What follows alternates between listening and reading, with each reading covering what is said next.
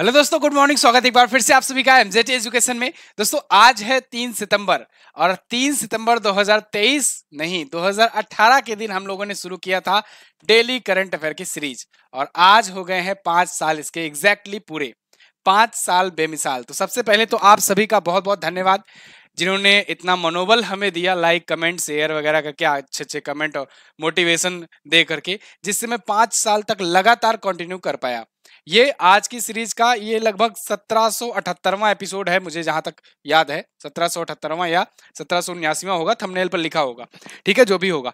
तो इतने दिन तक लगातार मैं आपके लिए डेली करंट अफेयर एक सीरीज को कंटिन्यू कर पाया। ये सब आप लोगों की बदौलत, आप लोगों ने लगातार इतना सपोर्ट अपना बनाया रखा, जिस वजह से मुझे मनोबल बढ़ता रहा, मेरा मोटिवेशन बढ़ता रहा और मैं लगातार बनाता रहा आप लोगों के लिए। और बीच बीच में आप लोगों के जो ये कमेंट्स आते थे कि आपके ये क्वेश्चन से पूछे गए या फिर आपका जो पढ़ाया हुआ है ये क्वेश्चन एग्जाम में पूछे जाते हैं, ये थोड़ा सा और मोटिवेशन देता रहा, जिस वजह से मुझे ये लगता रहा कि मैं जिस लाइन में जा रहा हूँ, जो चीज़ें मैं प्रोवाइड कर रहा हूँ वो किसी के लिए हेल्पफुल साबित हो रही है। और इस दिशा में लगातार काम करते करते 5 साल कब बीत गए पता ही नहीं चला। आज आप लोग सर्च करके 2018 वाली जरूर वीडियो देखिएगा। आपको डालना है 3 सितंबर 2018, आगे एमजेटी एजुकेशन लिख देना आपको वो वीडियो मिल जाएगी। यहाँ पर मैं पिन भी कर दूंगा कमेंट में, ठीक है। तो आप उसको देखिएगा, तब से आज तक में कितना कुछ सुधार हुआ है, कितना कुछ बदलाव हुआ है, ये आपको वहां पर जर्नी भी देखने को मिलेगी। काफी सारी चीजें कि तब की क्वालिटी क्या रहती थी, तब किस प्रकार से चलता था चीजें, आज क्या चलता है, अभी भी मैं भी जा करके खुद उसको देखूंगा पहले, सबसे पहले, ठीक है। फिलहाल शुरू करते हैं। वैसे चैनल तो 2017 में बना था, लेकिन 3 सितंबर 2018 को डेली करंट अफेयर की सीरीज स्टार्ट की गई थी और आज इसके 5 साल पूरे हो गए। इससे पहले मैंने आप लोगों को एक टारगेट भी दिया था 20K का, हालांकि ये टारगेट तो नहीं पूरा हो पाया, लेकिन कोई बात नहीं, मंजिल मिले या ना मिले ये तो किस्मत की बात है। हालांकि मैं तो किस्मत में उतना विश्वास नहीं करता हूं, लेकिन मंजिल मिले या ना मिले ये तो किस्मत की बात है, हम कोशिश ही ना करें ये तो भाई गलत बात है। इसीलिए हम लोगों ने कोशिश किया, आगे भी कोशिश जारी रहेगा, प्रयास जारी रहेगा, आप लोग को क्वालिटी कंटेंट में देता रहूंगा और आप लोग अपना प्यार और सपोर्ट ऐसे ही बनाए रखना। चलिए अब शुरू करते हैं, आज का सेशन देखते हैं। तो देखिए, कल का क्विकली रिवीजन करेंगे पहले, फिर आज की करंट अफेयर को देखेंगे। कल हम लोगों ने पढ़ा था प्रत्येक वर्ष राष्ट्रीय पोषण सप्ताह जो है ये 1 सितंबर से 7 सितंबर के बीच मनाया जाता है। रमन मैग्सेसे पुरस्कार से 4 लोगों को सम्मानित किया गया है। कोरवी रक्षण, डॉक्टर रवि कर्णन, ये भारत के हैं, यूजेनियो लोमोस और मरियम कोरोनल फेरर, इन चारों को सम्मानित किया गया है, इनका नाम इंपॉर्टेंट है। इसके अलावा अभी हाल ही में चोकुआ चावल को जीआई टैग दिया गया है। चोकुआ चावल जो है ये असम का है। एक्चुअली में यहाँ पर ना असम के भी एक प्रोडक्ट को दिया गया जीआई टैग। जम्मू कश्मीर जो है इसके लिए मैंने आपको 2 और प्रोडक्ट के बारे में बताया था, ये कल की वीडियो आप देखोगे तो आपको समझ में आ जाएगा। अगला, हाल ही में रेलवे बोर्ड की पहली महिला अध्यक्ष कौन बनाई गई? जया वर्मा सिन्हा बनाई गई हैं। ग्लोबल इंडिया एआई 2023 का पहला संस्करण जो है ये अक्टूबर में भारत में आयोजित होगा। नया युद्धपोत आईएनएस महेंद्रगिरी ये लॉन्च किया गया मुंबई में और इसको प्रोजेक्ट 17A के तहत लॉन्च किया गया है, बनाया गया है। और अभी हाल ही में इंग्लैंड जो है दुनिया का पहला 7 मिनट का कैंसर उपचार टीका जो है लॉन्च करने की घोषणा की है। अंतर्राष्ट्रीय क्रिकेट खेलने वाली पहली ट्रांसजेंडर बन गई है डेनियल मैकगाहे। और अमेरिकी राज्य जॉर्जिया ने अक्टूबर महीने को हिंदू विरासत माह घोषित किया है। और अभी आधार कार्ड से जुड़ा जन्म पंजीकरण शुरू करने वाला, यानी जन्म पंजीकरण को, बर्थ सर्टिफिकेट को आधार कार्ड से लिंक करने वाला पहला पूर्वोत्तर क्षेत्र का राज्य बन गया है नागालैंड। स्वराज ट्रैक्टर्स के ब्रांड एम्बेसडर बनाए गए एमएस धोनी। ये टॉप 11 क्वेश्चन थे कल की वीडियो से जिनका आपने किया है रिवीजन।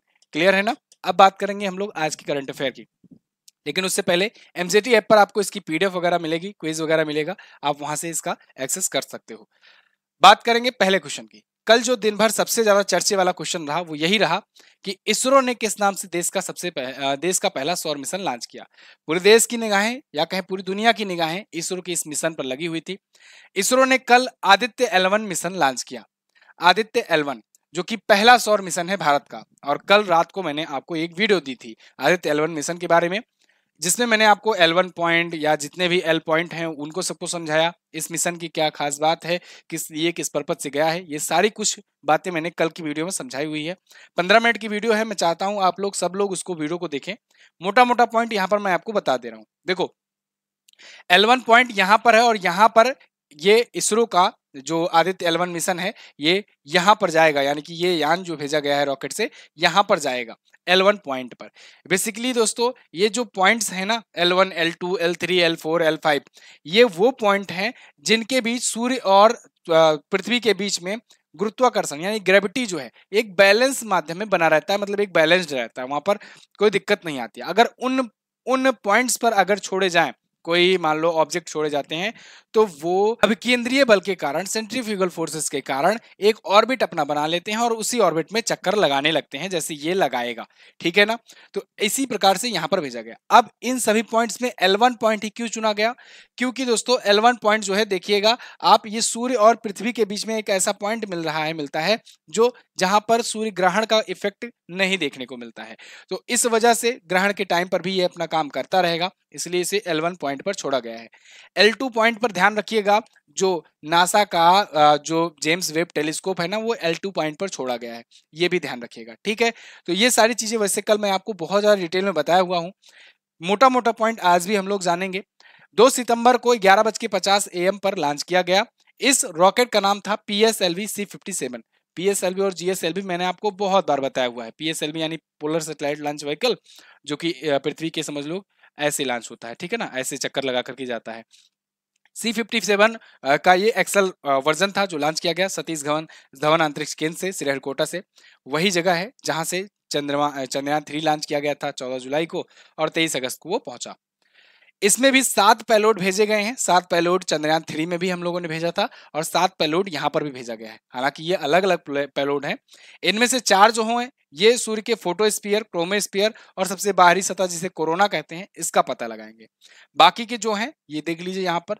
देखिए यहाँ पर टाइम की लिमिट होती है, इसलिए मैं तेजी से बता रहा हूँ। हो सकता है बहुत सारे लोगों को समझ में ना आए या कम समझ में आए, तो मैं फिर से रिकमेंड करूंगा आप वही कल वाली वीडियो देख लेना एक बार ना, पूरा अच्छे से इत्मीनान से आपको सब कुछ समझ में आ जाएगा, ठीक है।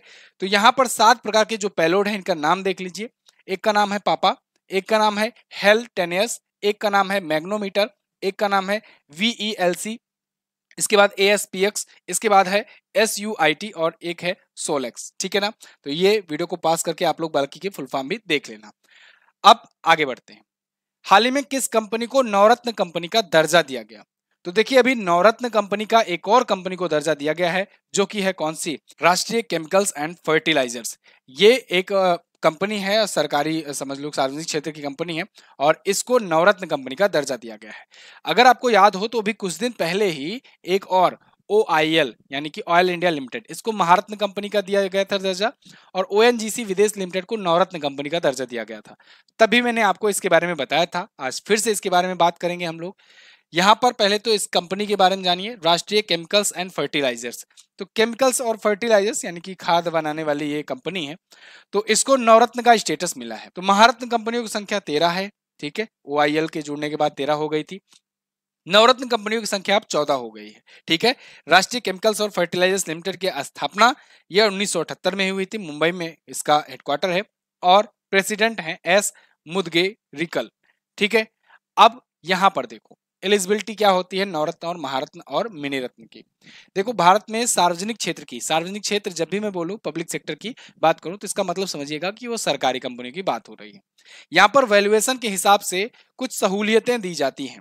वैल्यूएशन हो या फिर कहें कि टर्नओवर हो, इसके माध्यम से कंपनियों को एक कैटेगराइज किया जाता है, उसके बाद सरकार द्वारा उनको काफी सारी सहूलतें भी दी जाती हैं। जैसे यहाँ पर मैंने एक लाइन लिखी हुई है, नवरत्न सार्वजनिक क्षेत्र की कंपनी का एक समूह का गठन करते हैं, जिसके बाद सरकार से अनुमोदन की आवश्यकता के बिना 1000 करोड़ रुपए तक का निवेश करने की वित्तीय स्वतंत्रता होती है। यानी अगर 1000 करोड़ रुपए का कहीं निवेश करना होगा इनको, तो वित्तीय इनको स्वतंत्रता है बिना सरकार की अनुमति के, ठीक है। ऐसे बहुत सारे इनको सहूलियतें मिलती हैं। ये सरकारी कंपनियां होती हैं। पहली चीज, कभी भी इसमें गलती से TCS, रिलायंस या इन सबको, इन्फोसिस वगैरह को मत काउंट करने लगना, वो सब प्राइवेट है। महारत्न कंपनियां वो होंगी, यानी इसमें उन कंपनियों को रखा जाएगा जो पिछले 3 साल से एनुअल नेट प्रॉफिट अपना 2500 करोड़ कम से कम बनाई हो, या फिर एवरेज एनुअल नेटवर्थ इनका 10,000 करोड़ का रहा हो पिछले 3 साल से। इसके अलावा या फिर एवरेज एनुअल टर्नओवर इनका 20,000 करोड़ का 3 साल से रहा हो, अगेंस्ट 25,000 करोड़ प्रिस्क्राइब अर्लियर, ठीक है। तो ये कंडीशन क्राइटेरिया होती है, जिसके बाद महारत्न कंपनी का दर्जा दिया जाता है। इससे छोटे पे या इससे कम पे कर दोगे तो नवरत्न कंपनी का दर्जा, उससे कम कर दोगे तो समझ लो मिनी रत्न का। और मिनी रत्न में 2 कैटेगरी होती है, कैटेगरी 1 और कैटेगरी 2। तो इस हिसाब से कैटेगराइज किया जाता है ये सभी भारत सरकार कंपनियां, ठीक। अब ये लिस्ट देख लो, आपके सामने यहाँ पर लिस्ट दिख रही है, यहाँ पर देखो 13-13 की लिस्ट दिख रही है। 14वीं कंपनी RCFL है और इससे पहले कौन थी? ONGC विदेश लिमिटेड। ठीक, महारत्न में बात करें ONGC, भेल, BPCL, CIL, गेल, HPCL, IOCL, NTPC, PGCIL, PFCL, REC, cell और OIL यानी ऑयल इंडिया लिमिटेड लास्ट वाली। क्लियर है ना? आगे बढ़ते हैं। हाल ही में किसने भारत में 10 बिलियन मासिक लेन देन का ऐतिहासिक रिकॉर्ड बनाया? तो दोस्तों यूपीआई जो है ना, बिल्कुल ये नेक्स्ट लेवल पर चल रहा है, एकदम रैपिड। इसका तो कोई आसपास भी नहीं नजर आ रहा है। यूनिफाइड पेमेंट इंटरफेस, इसका भारतीय जितने भी नागरिक हैं और साथ ही साथ विदेशों में भी बहुत सारे देश भी जुड़ चुके हैं, अभी मैं दिखाऊंगा आपको आगे। ये लोग इतना तेजी से ट्रांजेक्शन कर रहे हैं, आप और हम सब लोग यूपीआई आजकल बहुत धड़ल्ले से यूज कर रहे हैं। अगस्त महीने में 10 बिलियन मासिक लेन देन हो गया, पार कर गया केवल अगस्त महीने में। ये आज तक का ऑल टाइम हाईएस्ट रहा है, रिकॉर्ड रहा है। देखिए UPI crosses 10 billion transaction, 10 billion वो भी ट्रांजेक्शन हुए हैं। ठीक है, 10 बिलियन का ट्रांजेक्शन हुआ है for the first time in August. तो अगस्त 2023 में ये लेन देन का आंकड़ा 10 बिलियन हो गया है। मतलब सोचो, अगर कोई 100 रुपए भी भेज रहा होगा तो 10 बिलियन गुणे 100 कर दो तो कितने का ट्रांजेक्शन हुआ होगा? ये तो 10 बिलियन ट्रांजेक्शन्स हैं। ठीक है, नंबर ऑफ ट्रांजेक्शन्स हैं। ठीक है, 2021 में यही 3 बिलियन के आसपास में था, 3.5 बिलियन के आसपास में, और 2 वर्षों में ही ये बढ़ करके 10 बिलियन के आसपास पहुंच गया, वो भी केवल भारत में भी। ठीक है, सेकंड पर गूगल पे से लोग ट्रांजेक्शन करते हैं, थर्ड पर पेटीएम से करते हैं। यूपीआई एनपीसीआई का प्रोडक्ट है, यानी national payment corporation of India का प्रोडक्ट है। 2016 में इसे लॉन्च किया गया था यूनिफाइड पेमेंट इंटरफेस के नाम से। यहां पर देख पाओगे आप कितने देश हैं जो आज के टाइम पर यूपीआई यूज करना शुरू कर दिए हैं या तो इसके लिए कदम अपना बढ़ा लिए हैं। जैसे जैसे आप देखोगे Bhutan, Nepal, France, Qatar, Saudi Arabia, Malaysia, Singapore, Thailand, Cambodia, Vietnam, Sri Lanka, Indonesia, Oman, Mauritius, south Korea, Bahrain, Maldives, UAE, Australia, Japan, Switzerland, Canada, United kingdom और अब यूरोपियन यूनियन, उसके बाद रसिया भी नीचे है। ठीक है, तो इतने देश जो हैं ये यूज करना शुरू कर दिए हैं ऑलरेडी और लगातार इसके प्रति लोग बढ़ रहे हैं। क्यों? क्योंकि ये बहुत ही ज्यादा हैसल फ्री ट्रांजैक्शन का एक मेथड बताता है। यहाँ तक कि अमेरिका वगैरह भी इसमें पीछे हैं, आज तक वहां पर भी ऐसी चीजें नहीं चल पाई हैं। वहां पर नहीं चल पाई, कारण ये था वहां पर लोग कार्ड ज्यादा यूज करते हैं, क्रेडिट कार्ड वगैरह, डेबिट कार्ड वगैरह बहुत ज्यादा यूज करते हैं। तो मोनोपॉली है वहां पर, मास्टर कार्ड, वीजा वगैरह कंपनियां वहीं की हैं, तो वहां की मोनोपॉली है, तो इस वजह से भी गवर्नमेंट को लोग कंट्रोल करते हैं। फिलहाल 11 अप्रैल 2016 को इसे लॉन्च किया गया था, ये बात ध्यान रखिएगा। ठीक है, यूपीआई नाम है इसका। ठीक है, पूरी दुनिया को ये जोड़ रहा है। जैसे अमेरिका ने लोगों को गूगल, एप्पल, माइक्रोसॉफ्ट दिया, वैसे इंडिया ने यूपीआई दिया है दुनिया को। हाल ही में प्रेस इंफॉर्मेशन ब्यूरो का प्रमुख किसे बनाया गया? तो प्रेस इंफॉर्मेशन ब्यूरो के प्रमुख बनाए गए हैं मनीष देसाई।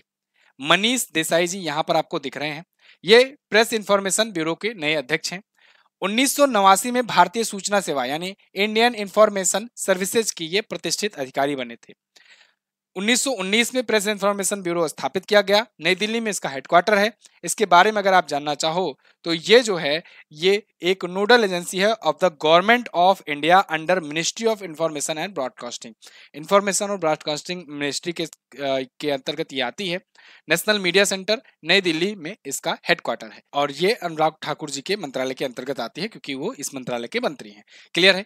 अगला, हाल ही में नीरज चोपड़ा ने ज्यूरिख डायमंड लीग 2023 में कौन सा मेडल जीता है?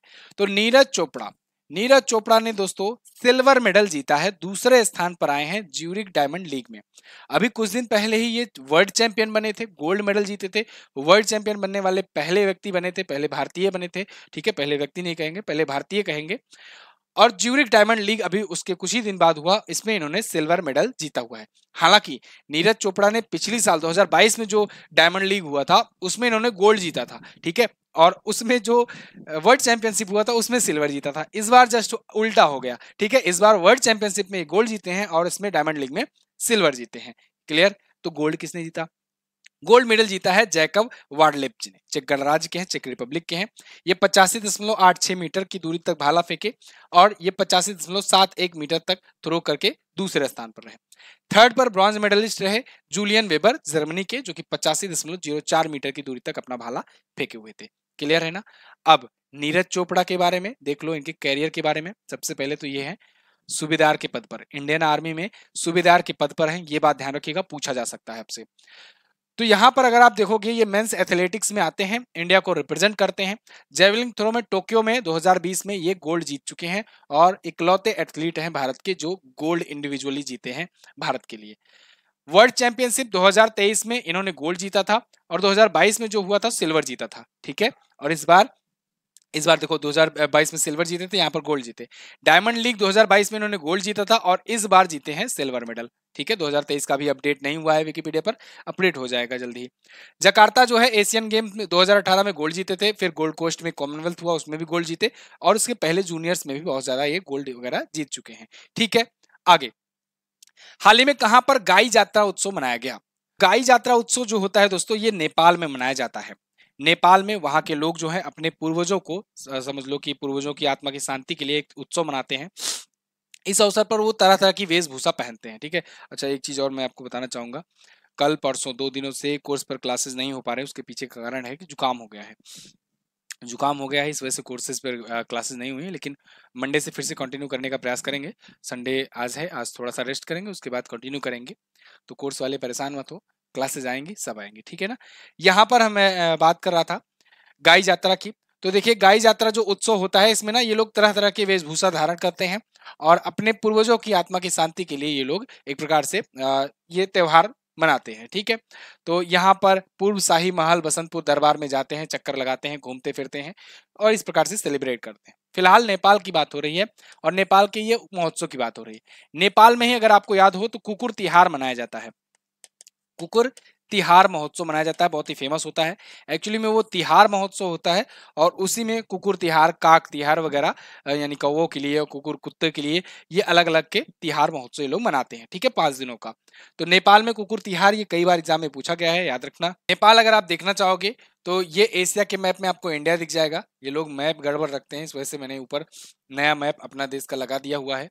यहाँ पर आपको नेपाल दिख जाएगा, इसके ऊपर हुई इंडिया के, ठीक। नेपाल कुछ इस प्रकार से है, चाइना ऊपर है और नीचे भारत है और बीच में है नेपाल, ठीक है। नेपाल छोटा सा देश है एक और इसकी राजधानी होती है काठमांडू। पुष्प कुमार दहल यहाँ के प्राइम मिनिस्टर हैं और यहाँ की करेंसी होती है नेपाली रुपया, ठीक है। आगे बढ़ते हैं।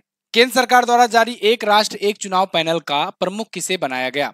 तो केंद्र सरकार ने अभी एक राष्ट्र एक चुनाव का पैनल का गठन किया है और इसकी अध्यक्षता सौंपी है पूर्व राष्ट्रपति रामनाथ कोविंद जी को। रामनाथ कोविंद जी ये भारत के 14वें नंबर के राष्ट्रपति थे, ठीक है।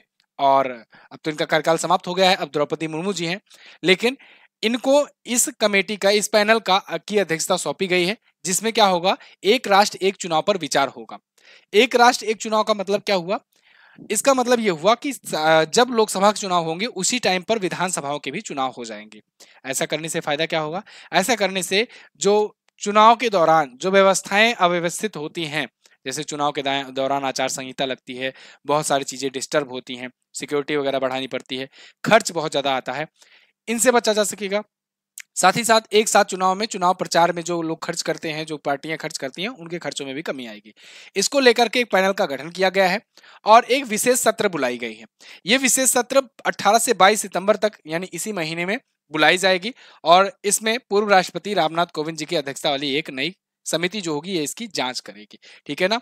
तो भारत में पहले शुरुआत के कुछ वर्षों में ऐसा होता था, लोकसभा और विधानसभा के चुनाव एक साथ होते थे, लेकिन धीरे धीरे चीजें गड़बड़ होती गई। जैसे कि कभी कभी क्या होता है कि कहीं पर उपचुनाव कराने पड़ते हैं, कहीं कुछ विधायक जो हैं उनकी डेथ हो जाती है, कुछ मान लो सांसद की डेथ हो गई तो उनकी जगह पर दोबारा वहां पर चुनाव होगा, या जो भी चीजें जो उपचुनाव का रूप लेती हैं। कभी कभी लोकसभा भंग हो गई, कभी कभी कहीं की विधानसभा भंग हो गई, तो डिस्टर्बेंस हो जाता है, तो इस वजह से आगे पीछे हो जाता है। अब इसीलिए एक बार फिर से एक साथ कराने के लिए यहाँ पर केंद्र सरकार विचार कर रही है, तो इसके लिए ये पैनल बनाया गया है और इसके प्रमुख रामनाथ कोविंद जी बनाए गए हैं। क्लियर है ना। हाल ही में सिंगापुर के राष्ट्रपति का चुनाव किसने जीता? तो दोस्तों सिंगापुर के नए राष्ट्रपति बन गए हैं थरमन सनमुगरत्नम।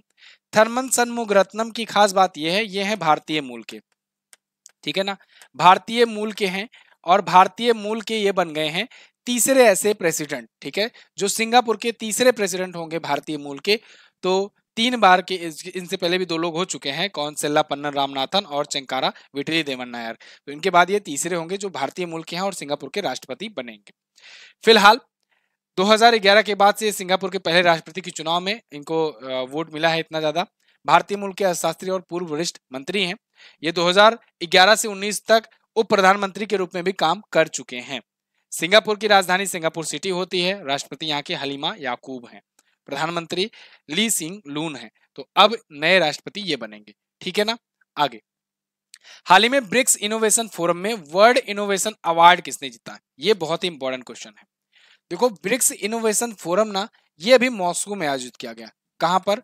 मॉस्को में आयोजित किया गया। ये क्वेश्चन इंपॉर्टेंट इसलिए है क्योंकि ब्रिक्स समिट अभी हुई थी जोहान्सबर्ग, साउथ अफ्रीका में।